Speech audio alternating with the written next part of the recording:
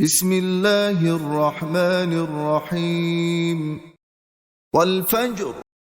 وليال عشر والشفع والوتر والليل إذا يسر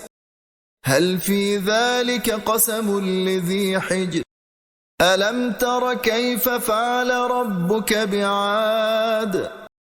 إرم ذات العماد التي لم يخلق مثلها في البلاد وثمود الذين جابوا الصخر بالواد وفرعون ذي الأوتاد الذين طغوا في البلاد فأكثروا فيها الفساد فصب عليهم ربك سوط عذاب إن ربك لبالمرصاد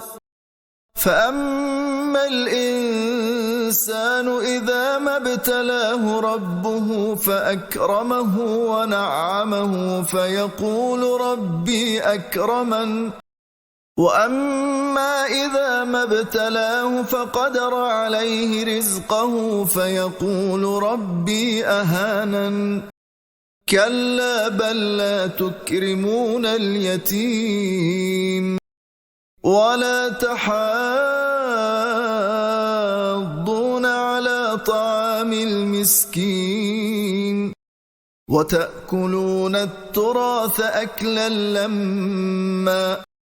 وتحبون المال حبا جما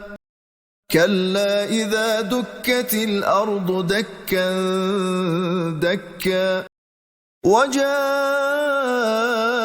ربك والملك صفا صفا وجيء يومئذ بجهنم يومئذ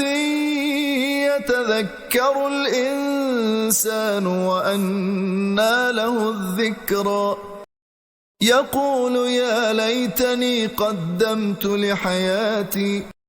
فيومئذ لا يعذب عذابه أحد ولا يوثق وثاقه أحد يا أيتها النفس المطمئنة